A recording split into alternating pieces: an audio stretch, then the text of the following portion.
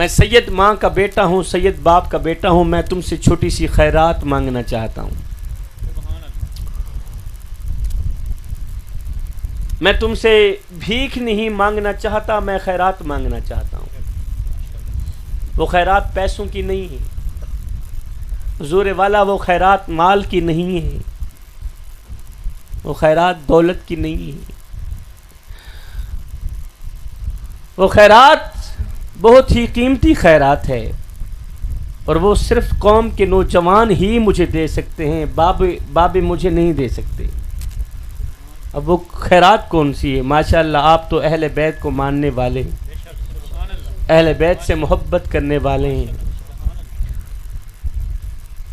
سیدوں کا ادب کرنے والے ہیں، سیدوں کا احترام کرنے والے ہیں، سیدوں کی زیارتیں کرنے والے ہیں. آپ کے عقیدے کو سلام، آپ لوگوں کی عظمت کو سلام. اور میں کافی دور سے آیا ہوں، ایک سید زادہ آپ لوگوں سے ایک چھوٹی سی خیرات مانگتا ہوں. میری جھولی میں وہ خیرات ڈال دو تاکہ ہمیشہ کے لیے میں آپ لوگوں کو دعائیں دیتا رہوں. وہ خیرات پیسوں کی نہیں ہے حضور والا، وہ خیرات یہ ہے کہ زمین سے لے کر آسمان تک کے برابر گناہ کرو، میرا رب تمہیں معاف کر دے گا. ریت کے ذروں کے برابر گناہ کرو، میرا رب تمہیں معاف کر دے گا. درختوں کے پتوں کے برابر گناہ کرو، میرا رب تمہیں معاف کر. آسمان کے تاروں کے برابر گناہ کرو، سب کچھ کرنا، میرا اللہ تمہیں معاف کر دے گا. مگر زندگی میں کبھی بھول کر کے بھی یہ ایک گناہ کبھی نہ کرنا. اگر یہ ایک گناہ کرو گے تو یاد رکھنا تمہاری نمازیں قبول نہیں ہوں گی.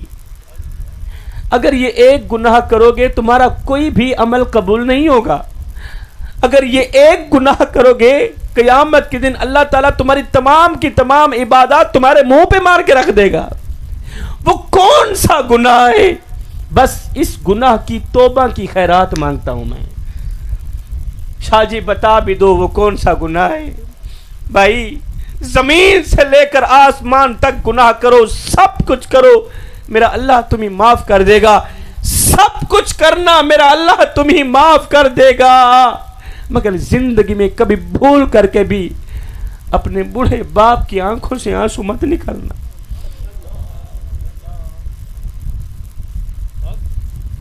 زندگی میں کبھی بھول کر کے بھی بوڑھے باپ کی آنکھوں سے آنسو مت نکالنا. کیونکہ جس گھر میں بوڑھا باپ روتا ہو نا، جس گھر میں بوڑھی ماں روتی ہو، وہاں رحمت کے فرشتے نہیں آتے، وہاں رزق بانٹنے والے فرشتے نہیں آتے. جس گھر کی تنہائی میں بیٹھ کے بوڑھی ماں روتی ہو، بوڑھا باپ روتا ہو، یاد رکھنا تمہاری دنیا بھی تباہ و برباد ہو جائے گی، تمہاری آخرت بھی تباہ و برباد ہو جائے گی. اس گناہ سے بچنا. حضور والا آج کس کس کا رونا رویا جائے.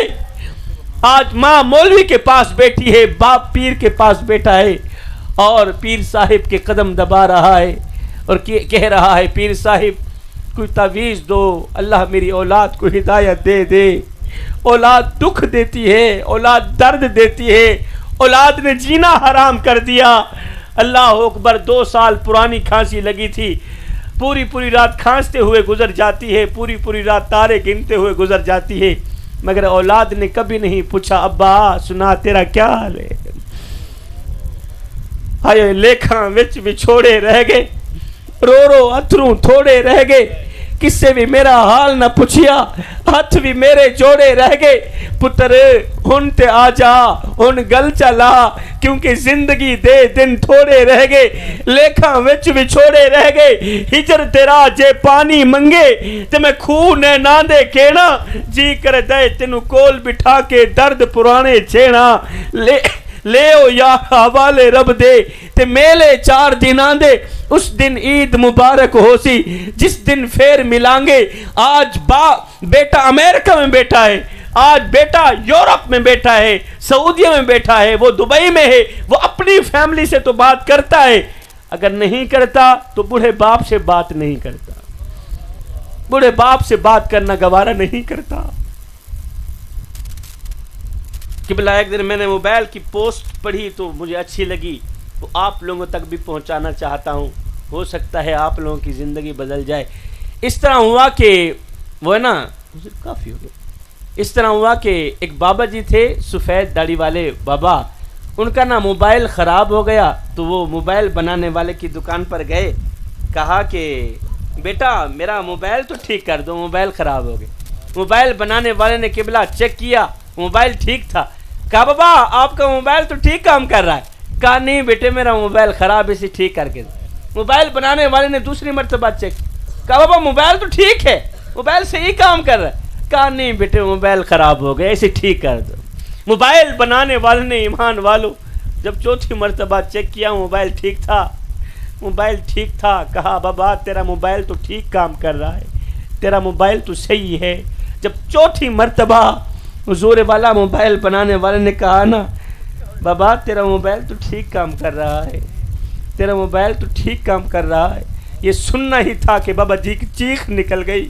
بابا جی رو کر کہنے لگے بیٹے مجھے ایک بات تو بتا، اگر میرا موبائل ٹھیک ہے تو پھر میرے بیٹے کی کال کیوں نہیں آتی؟ آج میری آنکھیں بیٹے کو دیکھنے کے لیے ترس رہی، آج میرے کان بیٹے کی آواز سننے کے لیے ترس رہے۔ خدا را میرے بھائیو اور جوانو، کسی کو اتنا مت ستاؤ کہ وہ اللہ کے سامنے تمہارا نام لے کر رو پڑے، کسی کو اتنا مت رلاؤ کہ وہ اللہ کے سامنے تمہارا نام لے کر رو پڑے، کسی کو اتنا دکھ مت دو، اتنا درد مت دو کہ وہ تنہائیوں میں بیٹھ کے نمازوں کے دوران سجدوں کے دوران تمہارا نام لے کر رو پڑے۔ اگر وہ تمہارا نام لے کر رو پڑا تو یاد رکھنا تمہارے لیے بہت بڑا مسئلہ بن جائے گا۔ آئے جی میں کو آن روایا ہے ایویں میں وانگو پل پل رو سے، ایک واری رو کے تھک پو سے ول دل ڈکسیا ول ول رو سے انہاں ڈکھڑے آن منڈیسیا کوئی تو لا کندھیاں کو گل رو سے، بس شاکر فرق میں یاد دہے میں اجرو نہ تو کل رو سے۔ کسی کو دکھ دے کر، کسی کو غم دے کر، کسی کو تکلیف دے کر تجھے کیا لگتا ہے کہ تو ساری زندگی ایسے ہی مسکراتا رہے گا؟ نہ بندے نہ، بس وقت کے الٹنے کی دیر ہے، تیری باری بھی دور نہیں ہے، اس لیے کہ زندگی کے کسی نہ کسی موڑ پہ اپنا کیا آخر بھگتنا ہی پڑتا ہے۔ جوانو خدا را خود کو پہچانو، اپنی پہچان کرو۔ اقبال نے کیا خوب کہا تھا، ہم کون ہیں کیا ہیں بخدا یاد نہیں۔ جس قوم کو اپنے آپ کا پتہ بھی نہیں اس قوم کے پلے رہتا ہی کیا ہے، اور جس قوم کو اپنی پہچان کا پتہ نہیں، جس قوم کو اپنے آپ کا پتہ نہیں، اپنی تعریف نہیں آتی، اس قوم کے پلے رہتا ہی کیا ہے۔ علامہ محمد اقبال کہتے ہیں ہم کون ہیں کیا ہیں بخدا یاد نہیں، اپنے اسلاف کی کوئی بھی ادا یاد نہیں ہے، یاد تو کافر کے ترانے بس ہے نہیں، یاد تو مسجد کی صدا یاد نہیں، اور بنت حوا کو نچاتے ہیں سرے محفل ہم، اتنے سنگ دل ہیں کہ رسم حیا یاد نہیں، اور آج ہم سب کی ضلالت کا سبب یہی ہے شاید کہ سب کچھ تو یاد ہے مگر خوف خدا یاد نہیں۔ ہمیں سب کچھ یاد ہے، نہیں یاد رہا تو خوف خدا یاد نہیں رہا۔